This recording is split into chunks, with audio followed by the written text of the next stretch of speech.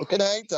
Good night, each and everyone who are present here tonight. I like to say that welcome to our fifth out of several modules, and we tonight topic is responsibility management. Let me thank Mrs. Claudette from Jamaica to be the facilitator for tonight's session.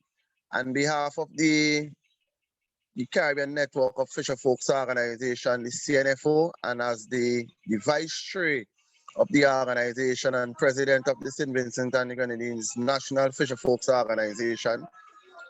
Let me welcome each and every one of us who are present to this call. And as I do in St. Vincent, I'm always promoting this session and encouraging my membership to be a part of this training session. I think it is a very good tools that Fisher Folks leaders can use in moving forward in terms of assisting our primary Fisher Folks organization and our Fisher Folks. With that, I will not take up much of the time. I will now hand over to the chairperson.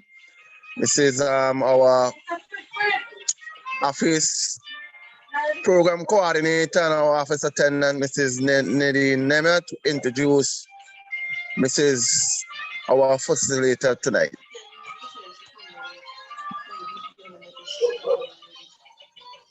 Thank you very much, Winsbert Harry of St. Vincent and Grenadines, our Deputy Chair of the Cnfo. Now I'm going to call on Miss Paulette Coley. She's fairly new to the Cnfo family, but she has been warmed up now and she is ready to facilitate this session. Miss Paulette, I will share my screen for you. And it's over to you, ma'am. Good night, everyone. Can you hear me? Can everybody hear me? Loud and clear. Okay, thank you very much. Yes, we can hear you, Paulette. We're expecting to have an interactive session tonight. I'm hoping that when we have come to the end of tonight's training, we'll be able to learn something, and I'm also expecting us to put in our little part, because we all don't know everything, and so we will be working together tonight. Can I get an aye for that? Anybody in agreement, can you say aye? Aye. All right. Aye. Okay, thank Good you. night, good night, good night. Good night, thank you very much. Okay, Nadine, can you please put on the first one for us? Module 5, Relationship Management. Can you put up that first slide there, Nadine? Thank you very much. What is management?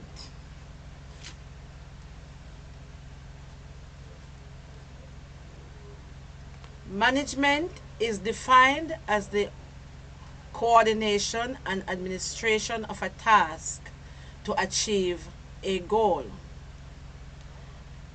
Relationship management can be defined as managed action of trust and respect, which influences and solidifies effective communication between groups of individuals at different levels of an association. So management is defined as the coordination and administration of a task to achieve a goal. All right. It is therefore saying setting the organization's strategy and coordinating the efforts of staff or members to meet the objective based on the resources available. And relationship management, an example of relationship management could be sending out a thank you when a customer makes a purchase, or sending a discount to a customer that hadn't made a purchase recently. This is a way of keeping the lines of communication open This is not limited to fishing organizations, but it is also work well in the homes and in their individual relationship. The marketing of fish. All right, here's a good example on our screen here. The marketing of fish for fishers. The business and service provided is the link that would have started the relationship, and the relationship manager would be the one tasked to ensure that everyone is happy and satisfied with that relationship. You also have the relationships between organizations. For example, your FFO have to partner with other organizations to implement a project, or usually partners with other organizations to implement projects. A relationship manager can fulfill the role of managing these connections to ensure that both organizations are pleased with each other's contribution and are satisfied that the objectives that the project hopes to implement. Can you put on the next screen, Nadine?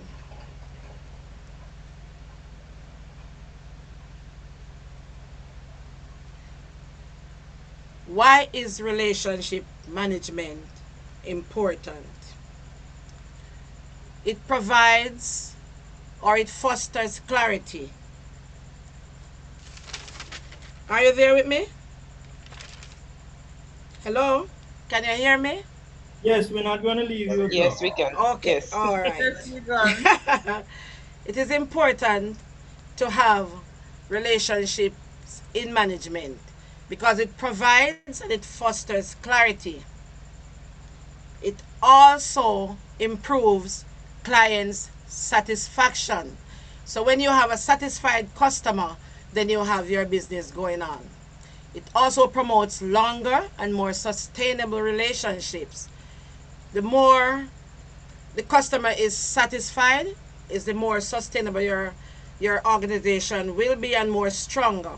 It promotes growth and development within and between organizations. Your organization will grow as well. And relationship management is important also because you must disseminate information. Persons must be able to know what you are about because you send information to all the different areas so persons are on the same page as it relates to what is happening in the organizations. And it also promotes overall good governance of your organization. Next slide. Internal.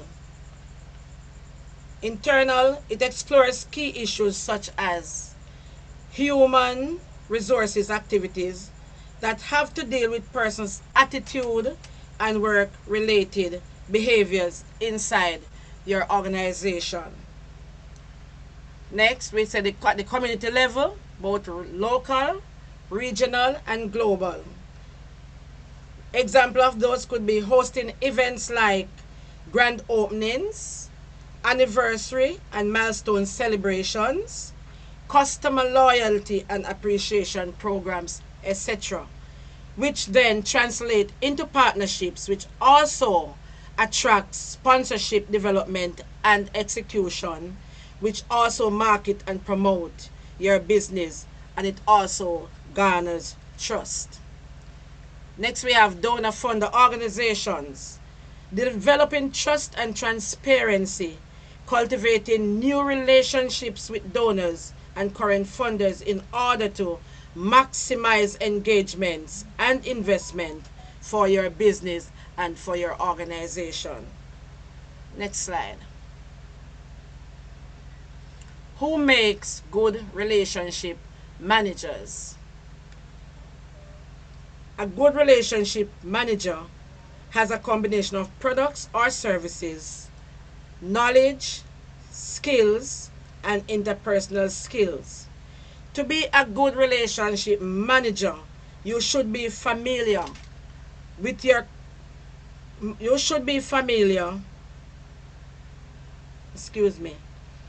To be a good relationship manager, you should be familiar with your company's products and services, their uses and advantages.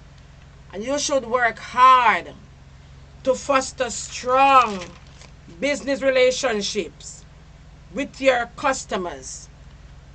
You contact them often and treat them in a friendly and professional manner at all times.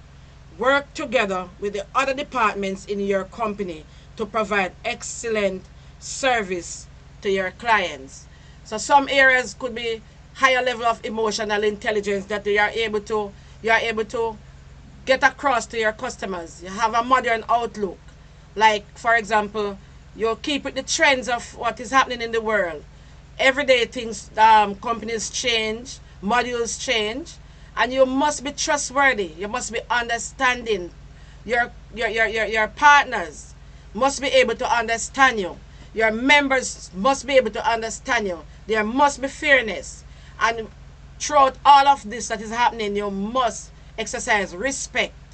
And another one, you must be available at all times. Somebody must be able to call on you, and you are there to assist them in whatever way you can. Next slide.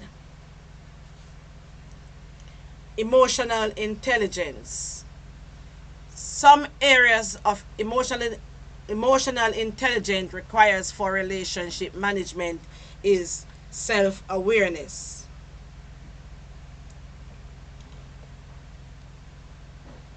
In a partnership, emotional intelligence translates into the ability to be in touch with your own emotions as well as those of your partners. Example, in an office meeting, when one person speaks, others tend to listen. People are able to express themselves freely, openly, and respectfully without fear of offending co-workers. Right? Flexibility is present. A leader with a high level emotional intelligence can navigate not just motivating and empowering employees, but also navigating complex and challenging decision making with the mastery of emotional response, says Rush, Hess, and Baligal, 2011. In other words, a leader must have the ability to possess emotion to make sound decision. It doesn't mean that the leader will always be in the positive mood. It means that when a complicated issue erupts, that leader may have an adverse reaction that can aid them into making a good decision despite the negative reactions.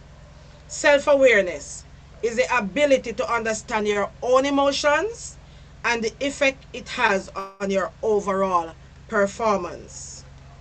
Next is self-regulation. Being able to take control of a process or activity by the people or organization involved, rather than allowing an outsider, such as government, to handle such an issue where you'll be faced with a lot of fierce competition from other companies. You must be motivated as a leader. You are motivated to do things beyond external rewards like money, fame, recognition. Instead, you have a passion to fulfill your own inner needs and goals. You are able to inspire others and communicate and build relationships among others. A good leader must produce empathy. You're not able to see and understand the feelings of others. You are able to see and understand the feelings of others, identify with their situations, and help them to rise above those feelings and still not denying that those feelings exist. In other words, you are putting yourself in that person's shoes. Social skills. A good leader must have social skills as well. These are skills used to manage one another's emotions. Example, to connect, to interact, and work together. These skills work from the inside and focuses on how best to interact with and leverage the others to achieve their goals. Next slide. Another one is trust. Trust is the glue that holds business relationships together. Here's a real life example of trust. Nestle small farmers are exposed to the risk of being taken over, setting low purchasing prices or too high benchmarks.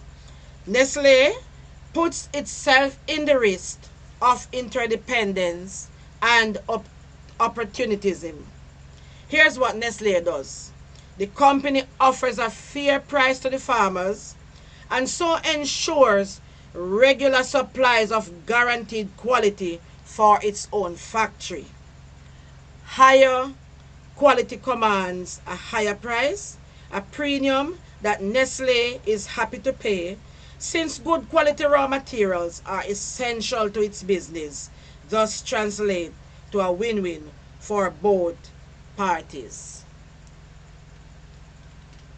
Trust is building confidence. Confidence gives you positive energy so that you are able to take action in order to achieve your goals, whether personal or professional. You push yourselves to the limit to ensure that you achieve maximum. The more you accomplish, the more motivated you become to accomplish more, constantly striving to do the right thing every time. Honesty, honest and truth. Honesty is saying what you sincerely believe in to be true in a manner not intended to deceive. In other words, telling the truth. Being truthful means always making known the full truth of the matter. A good leader needs to be truthful. An example of honesty is a student admitting they cheated on a test. A good leader needs to be reliable. Simply put, if you say you are going to do something, you will do it. People who can be trusted to follow through in the little things are the ones most likely to be trusted with the bigger things. Another one is fairness and understanding. Supporting, you must be fair and you must be understanding. Somebody will come to you with a situation where you will need to give some clarity. You'll be they are expecting you to give them some form of encouragement, and so you ought to be fair and you must be understanding. You must be able to put yourself in the person's position to be able to give them good what we would call it now. You could tell them something that is sounding good to them that can help to remedy the situation that they are going through. Supporting decisions based on appropriate factors. A good leader don't just go around and say things that they are not sure about. A good leader work based on facts. Must be proven to be the truth before you go around and spread it to others. Cultures. Cultures are norms. Yes, everybody on this platform is from a different upbringing, a different country. We might speak differently, we might interact differently, but that's how we are, and we must be accepted for who we are. We don't want to be somebody else. We must be ourselves. And it does not, the position that you are in, you stay true to the position that you are in, and you take charge of the situations as they arise in, based on your standard procedures that operates in your organization. Empathy without compromise.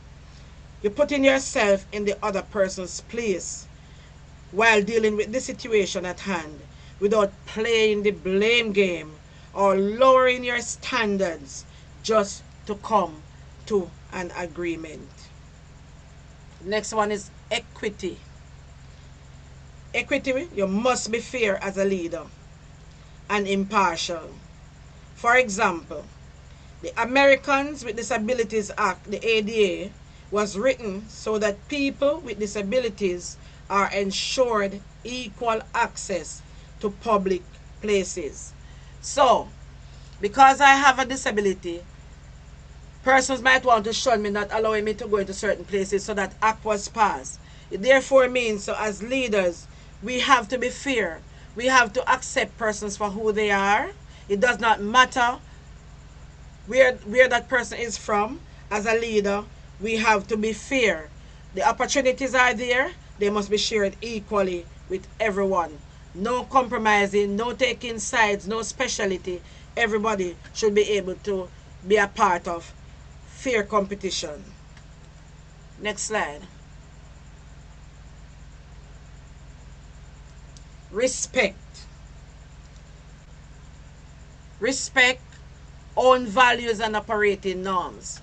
So let's say I have my own values and I have my way of doing things.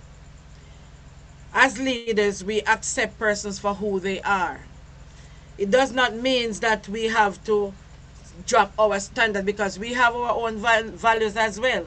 But it therefore means that you respect me for what I believe in, who I am, whatever background I am from, I must be respected. And the same thing holds true to the person on the other side. Your values, your operating norms, that's how you are, and you must be accepted for who you are. Must respect the rights and feelings, wishes, and the rights of others. As a good leader, we need to do these things. Own values and operating norm. Your way of doing things might not necessarily be the same way I do stuff, but we accept each other for who we are. Our own creativity is important. We must learn to appreciate the way persons are. You must show respect to others. People does their things their way. Different persons do things differently, and so we are to accept persons for who they are as leaders. We must take the high road, and we must show respect, and we must do things the right way so that everybody is comfortable. And a good leader must be available for collaboration. We must maintain an ongoing level of engagement with our audience. It does not mean that because we just leave them on their own like that. We have to keep the lines of communication, so we engage them at every level. Collaboration, we must work together. As fisherfolk leaders, we have to work together to accomplish the goals that are set. It is said that teamwork makes the dream work. And we must be willing as leaders to offer assistance. We must be helpful.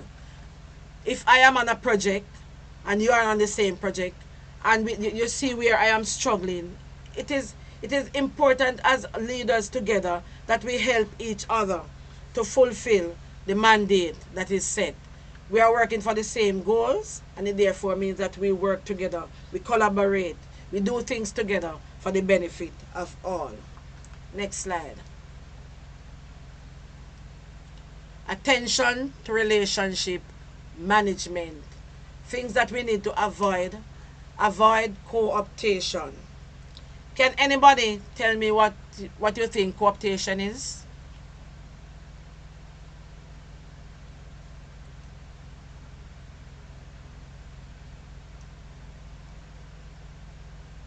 Using the raise hand feature, can somebody tell me what you think cooptation is?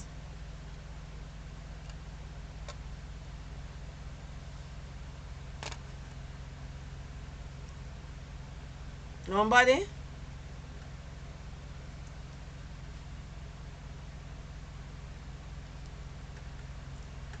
All right. There's a poll. There are some poll questions on the screen, and so we are expecting you to answer the questions that are there. Let us see how well you know what this means in relationship management. All right. Cooptation. taking over something for a few or a new or different purpose. An example of cooptation is a person who gets himself elected to a homeowners association and rewrites the bylaws. So he gives himself the freedom to make decisions without the rest of the board's approval.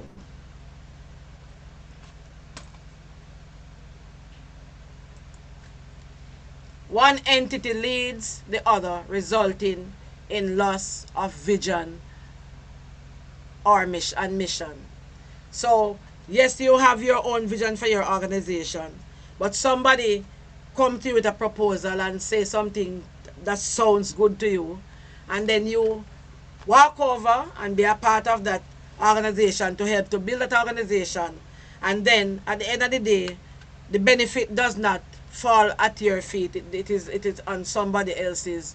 It's on that person's vision and mission, because you were sidetracked. One entity is sidetracked from its objective. So I leave my objective for my organization and assisting you with doing yours on the other side for your benefit. At the end of the day, my organization does not benefit from the improvement that happens on your side. So as a good leader, we need to promote and defend organizational integrity. Whatever we stand for, we need to stand for it, hold firm our ground, affirm our culture, say this is how we do it, and we stick to how we do things. Our norms, our values, we stick to them. And we don't try to impose on others the way how other persons do their things. Yes, I do things, my organization does things this way, your organization does things the other way. It does not mean that I have to force my norm and the way I do things in my organization on you. Everybody does things differently. And what it also do, it when we stand for our own values in our organization, it helps to build our reputation. More persons know about the services, products and services that we offer, and so you will always have coming back persons to your organization, because they believe in your dream, they believe in the passion that you have for your organization, and the truth is out there on the wall. You're not lying to them, and so it builds your reputation and allows for others to identify with your values in your relationship. Persons can identify with what you say, because what you say is what you believe in. Next slide.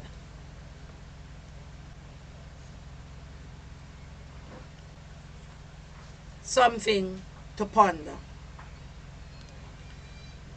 It is said a great relationship is about two things. First, appreciating the similarities, and second, respecting the differences. Next slide. Thank you all for listening to me. I'm hoping that we have some questions.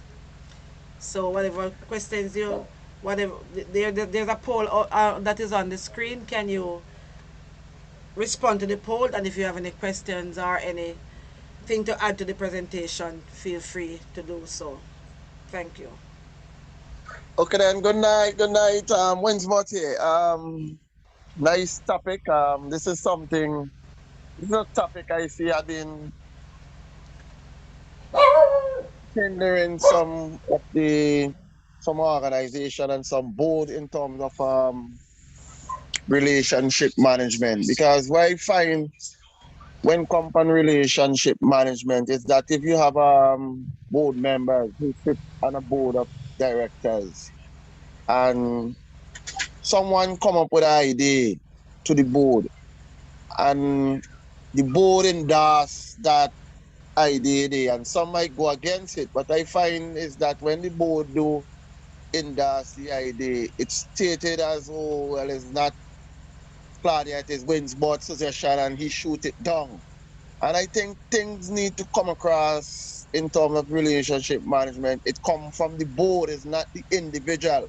And I think that is where we don't have a lot of breakdown in some of our board membership in terms of when someone bring the idea to the board, the first thing the persons tell them, oh, you come with it, you need to work with it. But I think if board in the relationship adapt what had been said, I think all hands need to be on deck. But what I'm finding is that persons are telling persons, oh, since you come with the idea, it's you have to go along with the idea. And I think that has caused a lot of persons just get off key because they find they don't really get much support from the other board members. And the other thing I find too is that within the board structure in terms of relationship management is that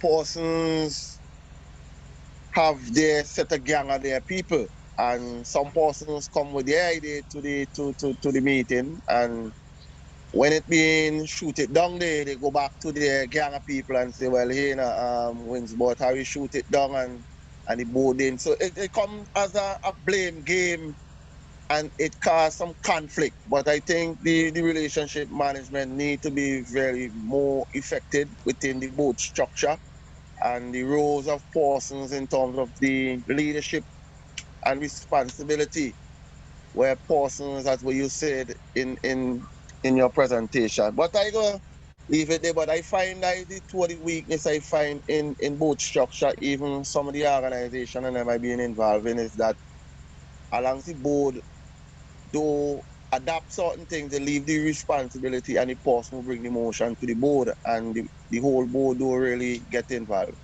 in executing the idea. Back to you, Trey. That's so true, Winsbert. Anybody else have anything to add? Need to ask a question, you need to add something? Good night, everybody. Good night. Sandra Grant, CRFM Secretariat. So it's good again to be back with you all for this fishermen's meeting. I know I'm not official, but yeah, I'm a fisher lady. So, but one of the things I wanted to bring across was you had mentioned in your presentation that the co-opted, where people walk into your organization and basically take control, and because the organization lacks the vision, then the organization, the direction of the organization goes into, array. One of the things I realized is when you have an organization, and just like the gentleman Winsbert just said, every organization has its culture. Wherever you are, you do things a certain way. The Cnfo does things a certain way. The CRFM does things a certain way. And so when we recruit new members to our organization, sometimes we forget to orient them in the values of the organization, what it is that we are about, the direction that we are going, what we want to achieve, right?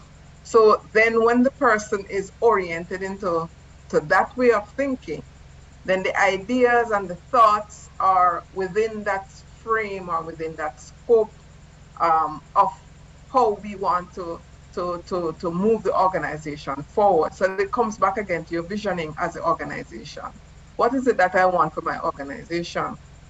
And so I find that this is the problem. People are not oriented to the values and the cultures of your organization and what your vision and your goal and how you want to move forward with the organization. So they just walk in and they just start to talk all sorts of things, and then it just brings down the organization, or everybody gets pulled in all different directions because there is the lack of the focus. So that is one of the things I find with co-opted, and the way you could mitigate against it is that as an organization, once you recruit new people, you need to let them understand what you're about, where you're going, and how they want you as an individual to fit into their way of thinking and their core in order to move the organization forward. Just my thought. So true. Anybody else? And one thing I like to add to the discussion too, as Ms. Grant was speaking about, is that I find organization don't pay too much attention to the bylaws of the organization. I think too much of our local and our NFO are working off of bylaws that are going in for 20 and 25 years, 40 years.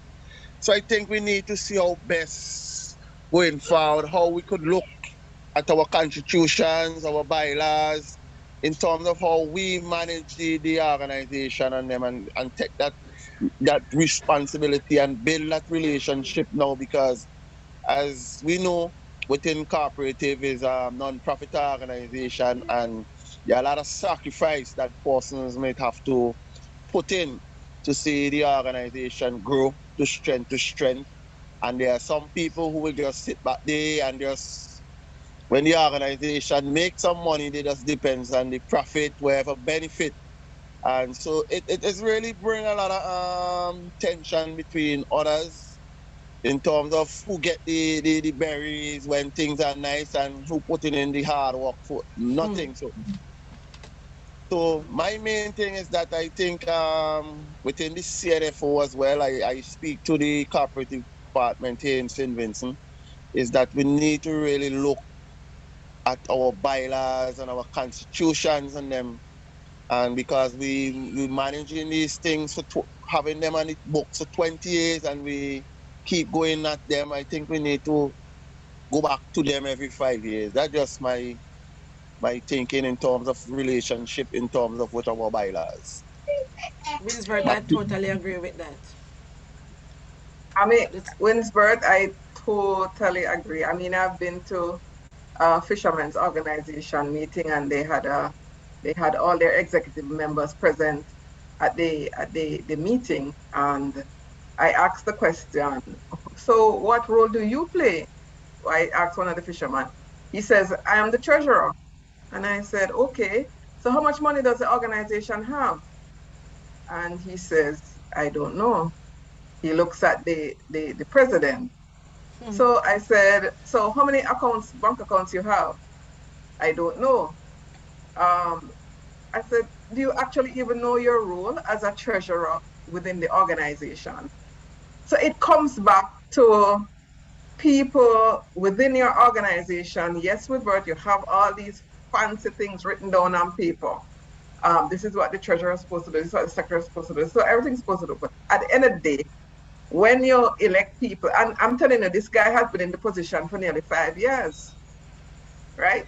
So I'm saying that they don't even know what their roles are, even at the executive level. They don't know what they're supposed to be doing. They just got elected, and they just, as you say, hold a space. You're holding a space as the treasurer, right? But there has to be a lot more to, as Winsbert say, you need to, I don't know what the word is, to get the bylaws off the paper and into people's head and people performing accordingly. Sorry to manipulate.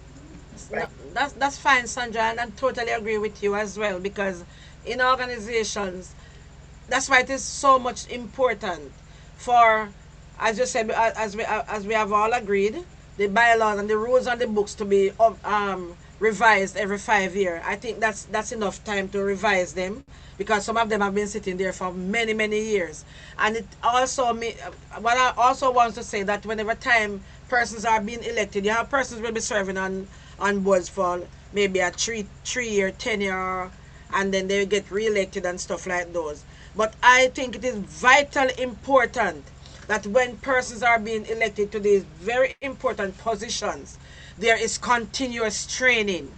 And yes, you might get training when you first started, but it should be continuous, because over time, norms changes, operating procedures change over time, and it therefore means you have to keep up to speed with the trends in the marketplace. So it therefore means that at every juncture, persons should be educated and know, well, this is my role, this is a position that I hold, this is my role, this is my responsibility, and and don't allow anybody to manipulate you. You stand for your grounds, you stand for what is right respectfully, and you say, this is my position, this is how it is supposed to be done, and you do that based on the training that you have received. But if you don't know what to do, then you will just be sitting there holding a position, as was rightly said.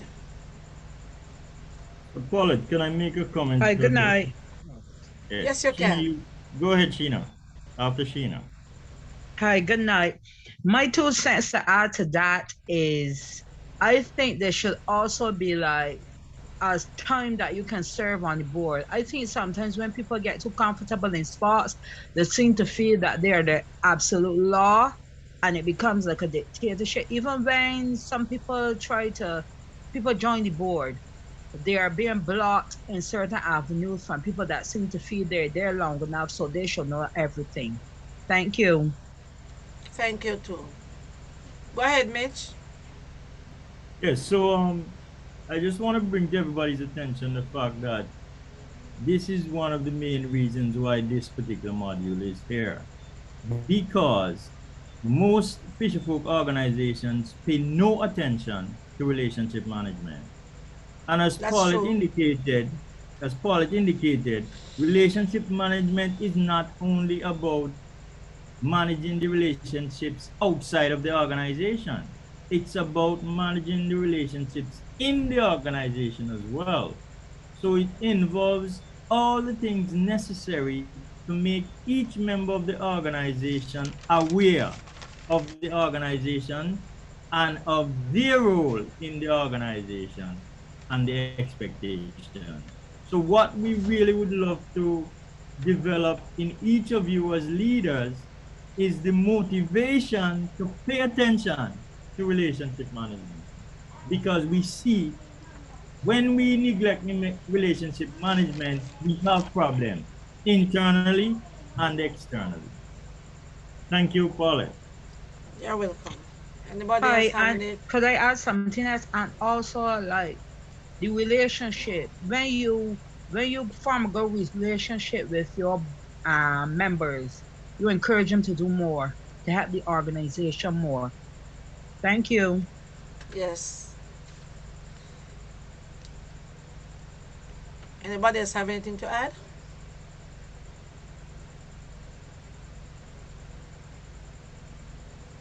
Are we finished? Over to you, Nadine. Hey, Miss Paulette, if you insist, but we have 15 more minutes and you're such Oh. a great speaker. You're so inspirational in voice. You even get Oh. inspire Mitch for open him out for the first time Oh on a my God. session. But let me take this opportunity to Oh my just God. go over the poll that we have done a few minutes ago, and then we'll see where we go from there. So I want to do that since we have some time, if you allow me, Ms. Paulette.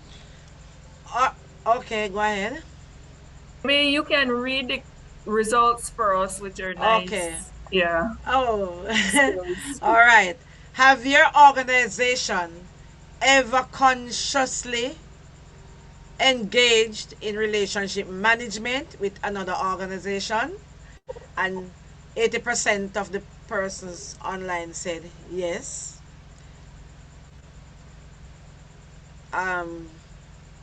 20%, there nobody said no. 20% said they do not know.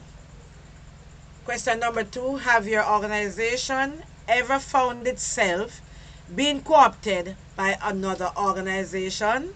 70% of the persons in the poll said yes. 10% says no, and 20% says they did not know, or they do not know. All right.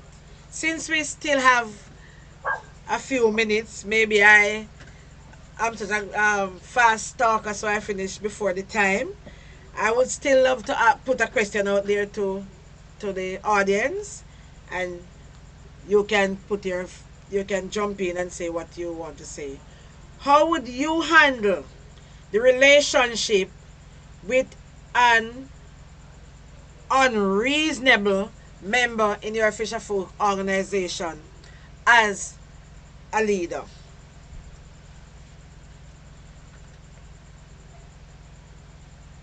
Any Good takers? question. Good question. Well, Go ahead, Winsbert. Well, I find myself as the president, and I see two of my primary organizations stumbling a way in that kind of position there right now. And one of the things we really have to do with that question you ask is the bylaws itself have to guide you as a leader how you deal with that member there.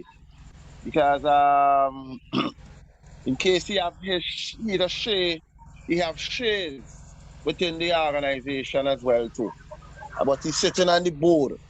So I think that all intervene with the bylaws of the organization, and I think the bylaws might have to guide you in terms of because you might make a decision as a leader of a vexation, but you might be Mm-hmm. intervening with the constitution of the organization, and Mm-hmm. that member could take legal action against you. So to deal with that membership, that member there, you really have to pay very close attention to your bylaw before you make a move Mm. as a fisher folk leader. So you're But saying that you will need to look at the law the bylaws before you attempt to deal with the situation of the unreasonable person. yes, you might have to do that because you never know his position in terms of he might be a shareholder, and then you might need the guidance of the bylaw before you could deal with that kind of person. Oh. Anybody else? Does the bylaws deal with behavioral issues?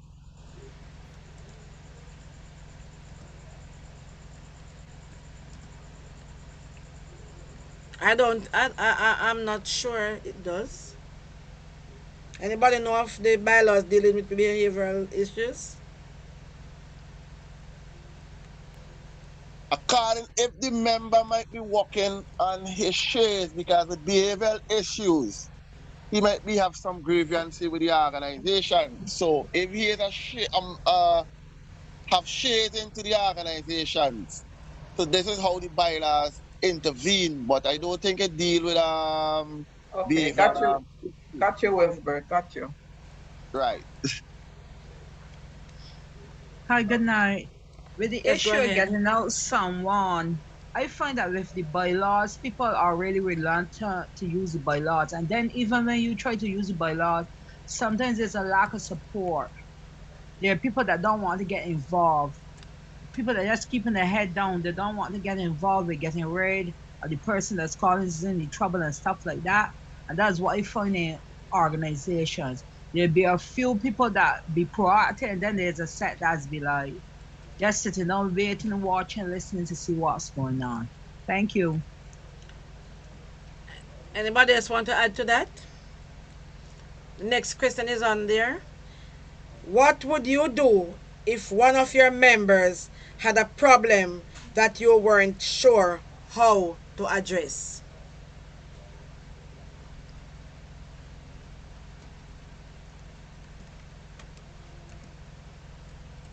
All right, Paulette, what type of problem? A little bit more detail. Oh, all right. Let's say one of your members in your organization is having a problem with the, let's say, the manager of the organization or the management of the organization. Um, all right, let's put it, say, you're having a problem with the chairman in the organization. One of your members having a problem with the chairman in the organization. And that person comes to you with this situation and said, hey, this is what is happening. And I'm having this particular problem. How would you address that concern that person has as a leader? Because you are also a leader in the organization as well. Yes. Hello, everyone. Good Hello. night. Go Hi, ahead. Adrian. Hello, this is Adrian. Go ahead. Very, very interesting questions. Just wanted to answer kind of the second one. I'm not It's, sure I'm hearing what you're saying. We're not hearing okay. Adrian. You're not hearing me? Yes, go ahead. Can you hear me now? Yes, we are. Okay, yes, very, very interesting questions. And specifically, I want to speak to the second one, just to provide an answer from my standpoint. Yes. Oftentimes, well, in instances, constitutions and bylaws do not specifically address behavioral issues because normally, I think because of the diversity of most organizations, groups, or whatever. So whatever decisions, so it's a balancing act to to be guided by a person, a disgruntled member, for whatever reason, and the management of the organization. So one should always be guided by whatever the bylaws indicate.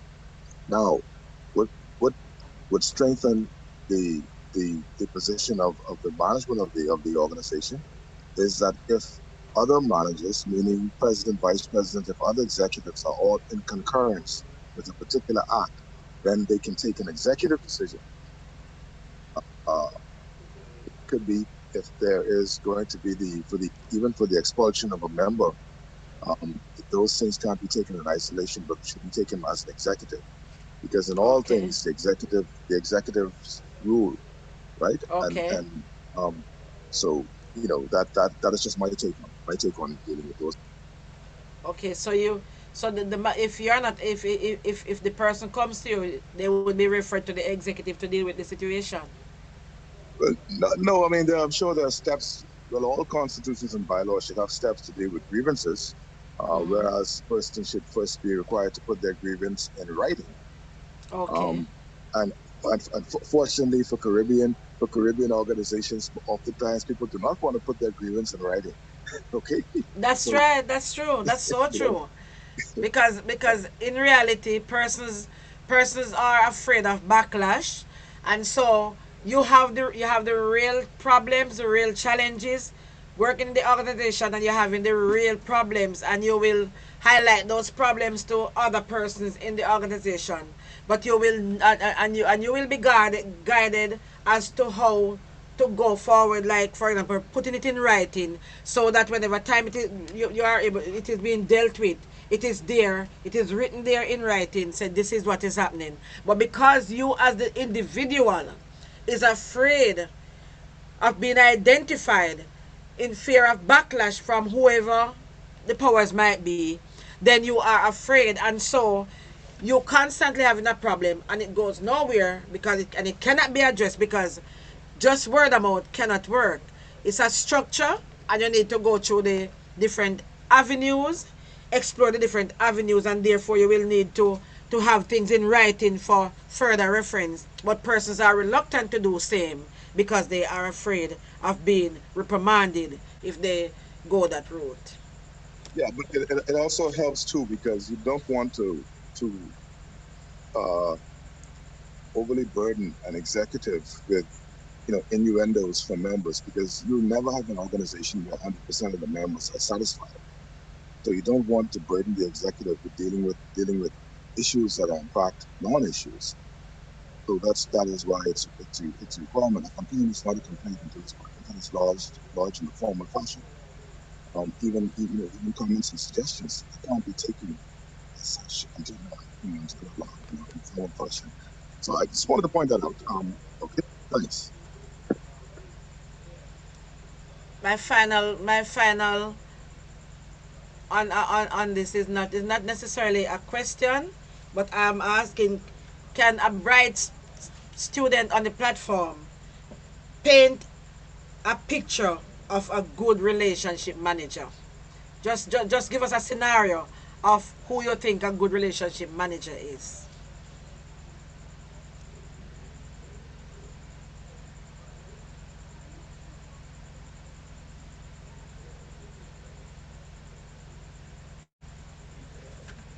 Nobody's able to.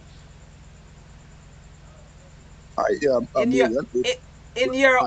in your perspective, I want to get. Who do you Yes. think? Just paint a picture. Hello. Adrian here again. Yes. Um, from my experience, a good relationship manager is not necessarily a person who can make everyone happy, Mm-hmm. but more or less who can manage. all of the different personalities and aspects of, Right. uh, uh, of an organization. When I Yes. say manage, I mean to galvanize support, even in Mm-hmm. the face of opposition from Mm-hmm. those members who oppose something, but they are convinced that it's for the greater good. They will still support it, even though they may not be 100% on board. Because Yes. oftentimes, people may not be on board with. People do not be. People are not on board with personalities, more or less with Mm-hmm. ideas. Right. So so you overcome some challenges where you have members in an organization may not like anybody on the executive. They may Right. not be fans of them, but they will support the ideas and the work of the executive. So Right. I think that is what makes a good relationship manager. Not so much Great. pleasing everyone, because you're not there to please everyone, and everyone should never be pleased. But Yes. to ensure that all sections, all aspects Mm-hmm. work cohesively for the good of all, what the organization. That's very good. Thank you. Anybody else need to add something to this? Can anyone else another perspective? Well, I have one perspective, Winsbotty. Dealing with with the manager. I think that person supposed to have will bring high skills between the board, the membership, and other NGO organization in terms of building the relationship, in terms of strengthening the organization in moving forward, and even assessing the two questions you put out to us in terms of Yes. how you he get involved in Mm-hmm. terms of cooling that person down before he could reach to the administration Right. level. And I Mm-hmm. think that person should be in a way that you could deal with that person who is behaving bad within the organization and looking to move the organization to a wrong side. So that's the kind of skills I like to see come out from the relationship manager, and that person should be able to turn the organization in because he becomes the lead of the organization in a sense, because he will be between the executive and the membership, because they don't know that if we have some executive members who will be pulling against the manager, and he had the vibes of the manager, they could pull in a meeting and say, well, let me fire the manager because he ain't standing on our ground. So I think Mm-hmm. it's a very bring the best out of good a relationship out of the manager in terms of working Right. around the circle between the Mm-hmm. executive, the board, and other NGO organization in terms of strengthening the organization and moving forward. Right. Thank you very much. Over to you, Nadine. Thank you, Miss Paulette, for a wonderful job in facilitating. I would like to take a job at the last question you asked. And Yes. what I would want to say about that is knowing that you can agree in principle with those in your board, your executive, or your partner external. So we will agree in principle, but we Mm-hmm.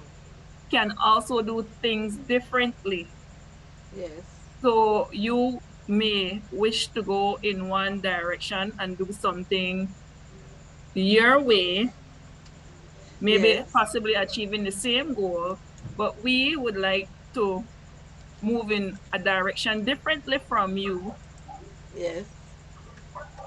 arriving at the same goal, hopefully. Yes, man. Right. As I said before, different person do things differently. Correct. You So said it. therefore, yes, I did say that persons do things. Yes, we might have the same goals, but everybody operating norms are different. Everybody do things differently, but you arrive at the same at the end of the day. But we do things differently. Our culture is different. Our norm is different. So it does not mean that we are gonna water down the situation, but we are gonna be able to attack it from different angles and still arrive at the same results. Right. I just wanted to conclude with that point. You did Yes, say it in the ma'am. start. Beautiful. Yes. And oh, have Halloween deco for my daughter. Oh, I didn't want that to be in my out Zoom. I want to say that we are at the end, and if you can put on your cameras just for the little photo up at the end that we normally do to see each other's face and feel more closer to each other and take pictures, of course, with each other. I will end the recording now.